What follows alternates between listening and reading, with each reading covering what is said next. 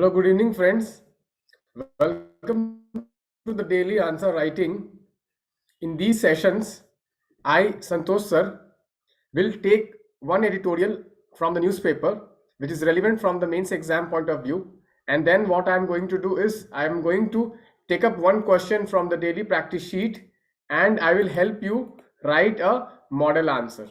Okay, so let us see the editorial first. Let us first see the editorial.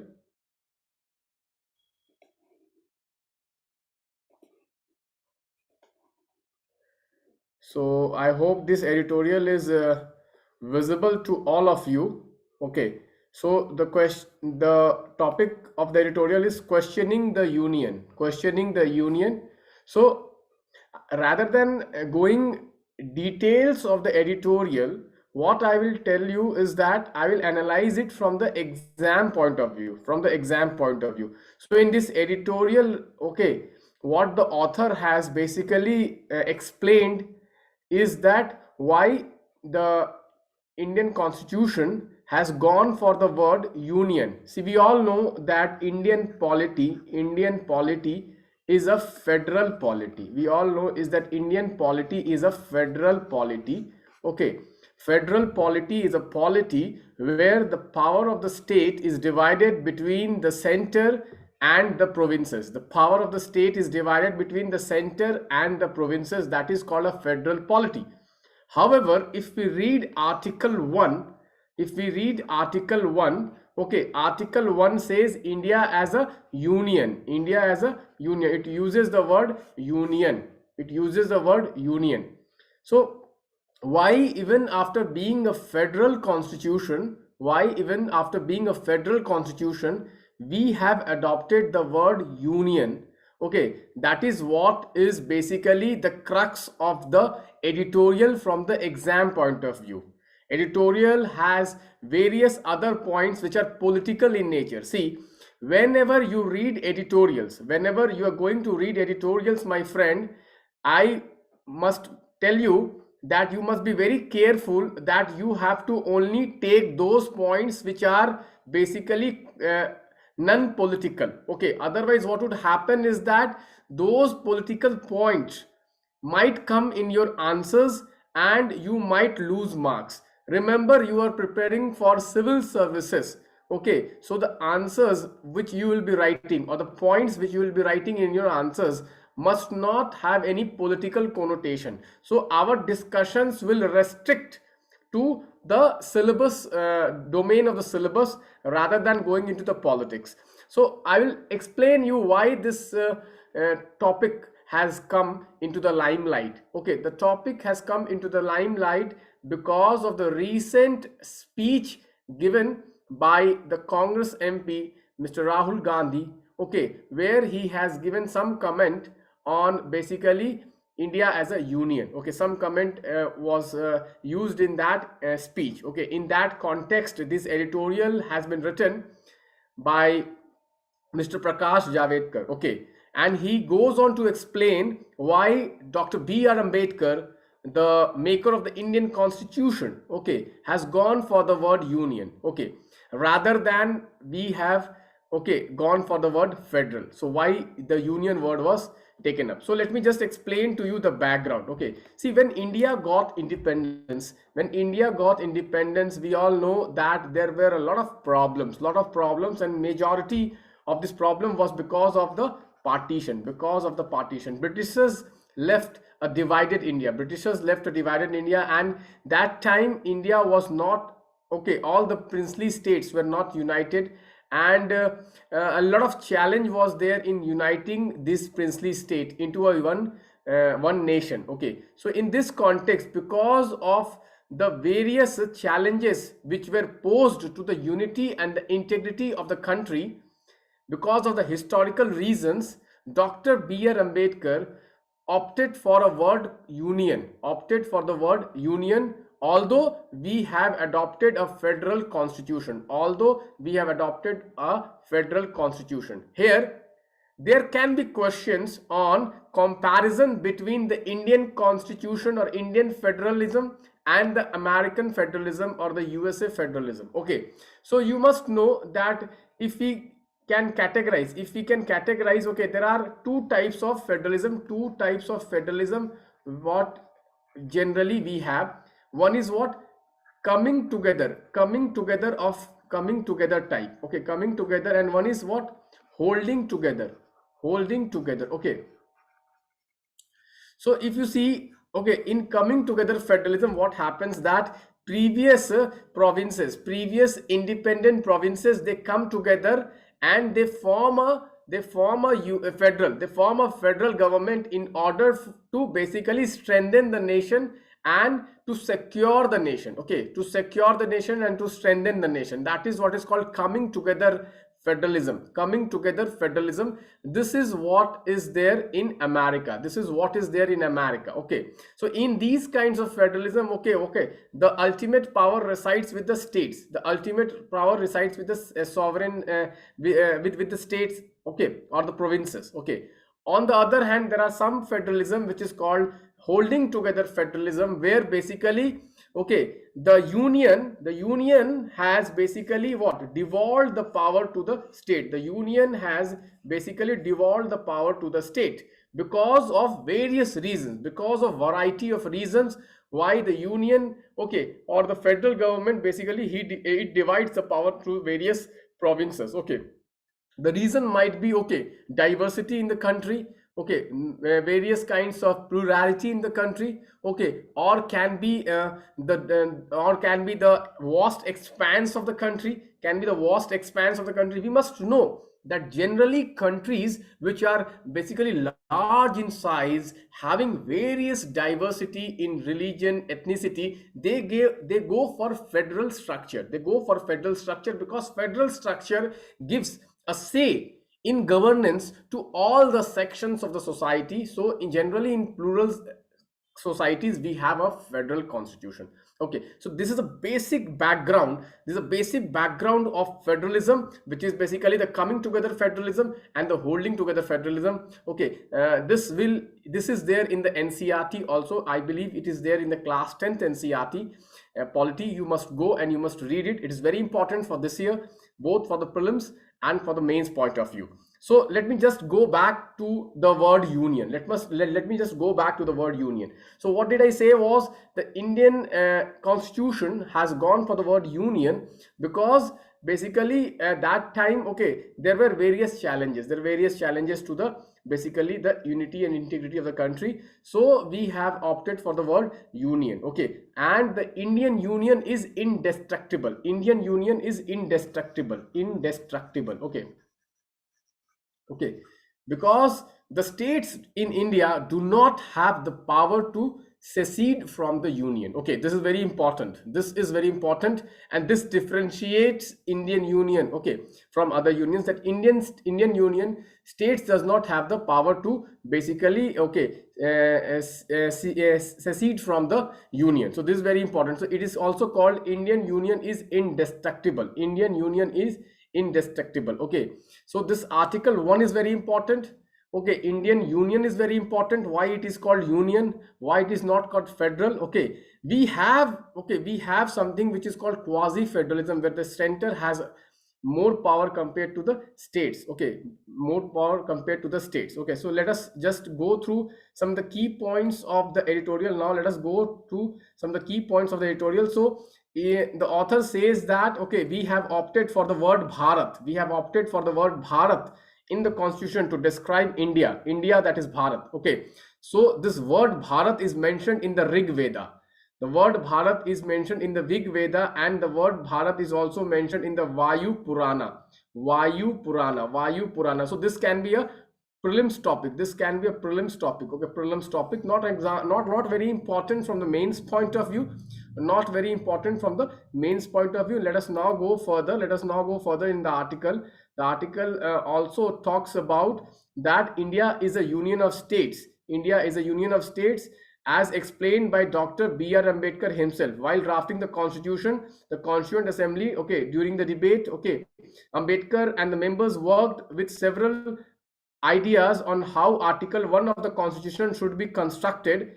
The final version is India, that is Bharat, shall be the union of states. So there was a lot of debate in the Constituent Assembly about how should we describe the country, how should we describe the polity of the country, and it was concluded that India should be described as Bharat, which is a union of states. Okay, union of states. Okay, so what Dr. Ambedkar has said, the drafting committee wanted to make it clear that India was to be a federation.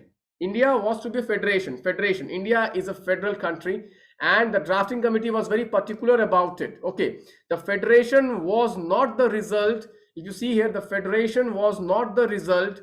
Okay, was not the result of the agreement by the states to join the federal. Okay, this is very important. Okay, so it is the federalism, Indian federalism is not the result of an agreement by the states, okay, to join the federation, and the federation not being the result of the agreement, no state has the right to secede from it. This is very important. Okay, why in Indian context the states do not have the right to secede from the federalism? The reason is that it is not the agreement, it is not the coming together model of federalism, it is not a coming together federalism model. It is very important. Okay, the federalism in India is because that it is indestructible, it is indestructible. So Indian federalism is what? Indestructible, indestructible. This is very important.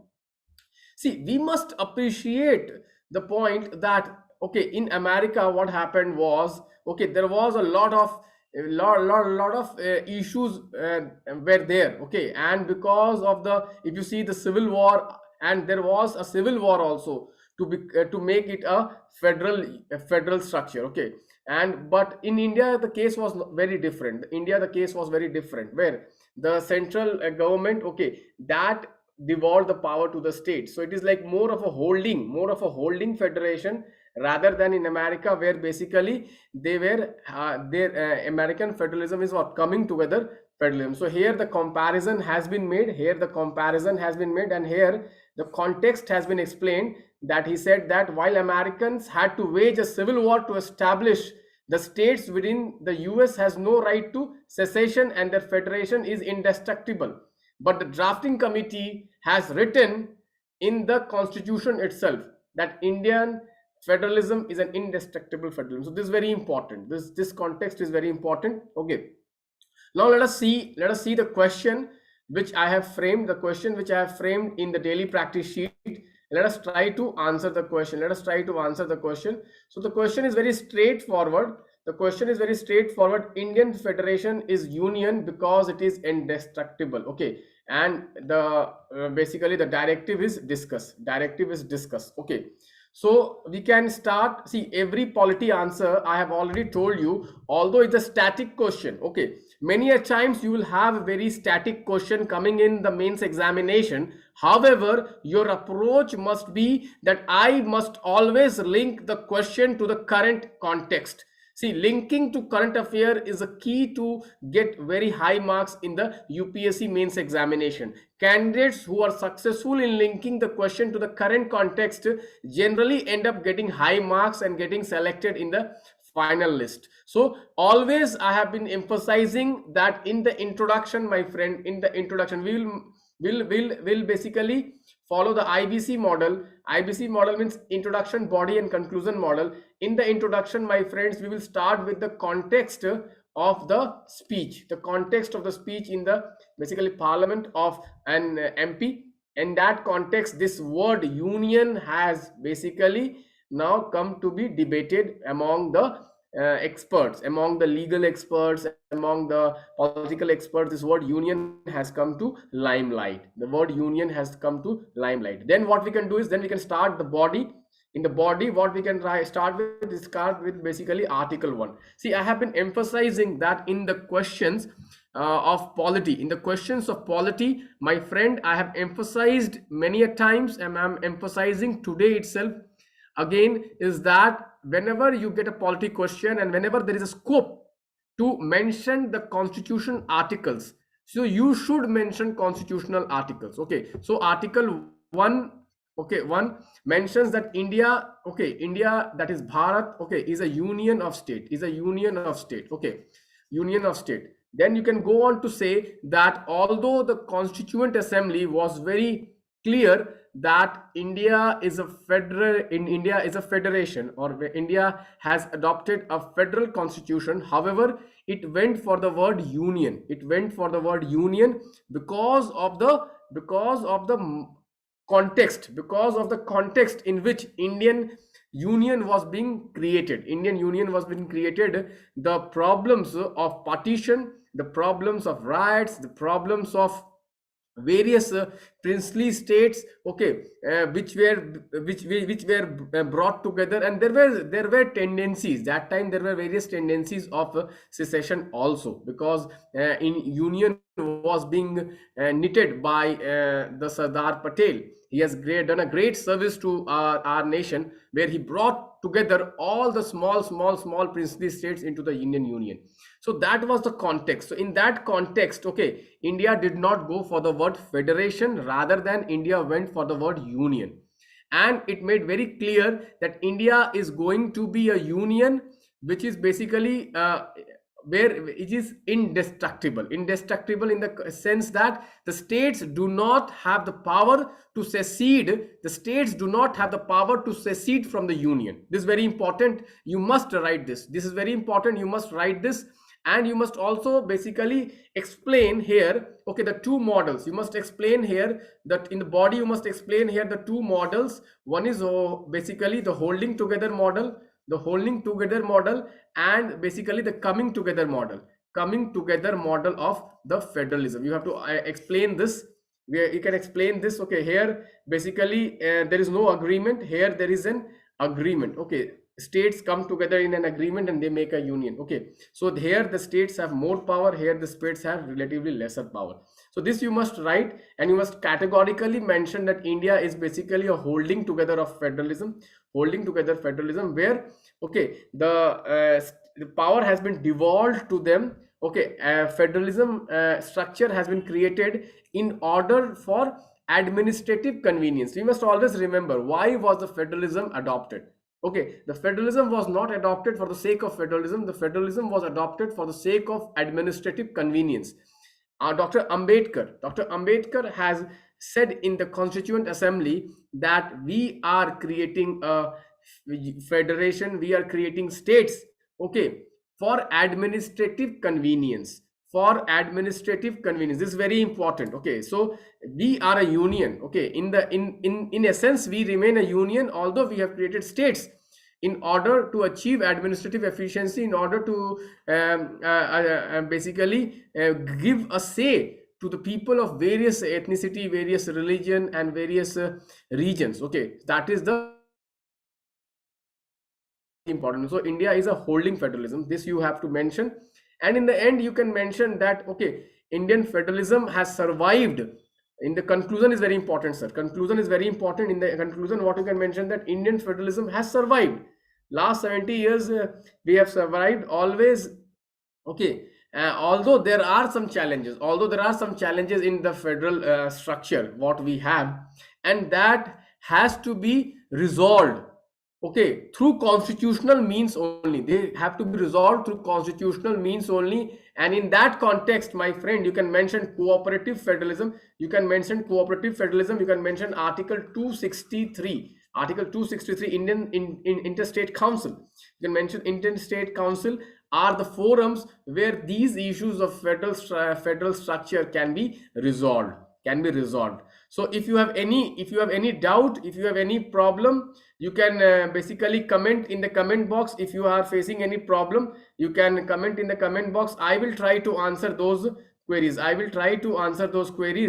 If you do not have any doubt, okay, and please hit the like button, and hit subscribe the channel. Okay, I will be regular in this answer writing sessions. I'll be regularly conducting these answer writing sessions at 7 p.m. And what you do is that around 6 p.m. in the evening, you can go to the DPS daily practice sheet. You can go to the DPS, go through the questions. Okay, do the frameworking of the question. This is the DPS, sir. This is the DPS. You must see this. This is the DPS daily practice sheet. Under the initiative column, there is a daily practice sheet. You can go to the daily practice sheet, and from there you can pick the question. Okay, pick the question and do the framework. You see, every day writing answers are not necessary. I must tell you, if you it is not possible for you to write 4 to 5 answers daily. So what you can do is that you can do the framework. Okay, what I would write in the introduction, what I would write in the body, what I would write in the conclusion, and what is the essence of the question. Essence of the question you must know. Okay,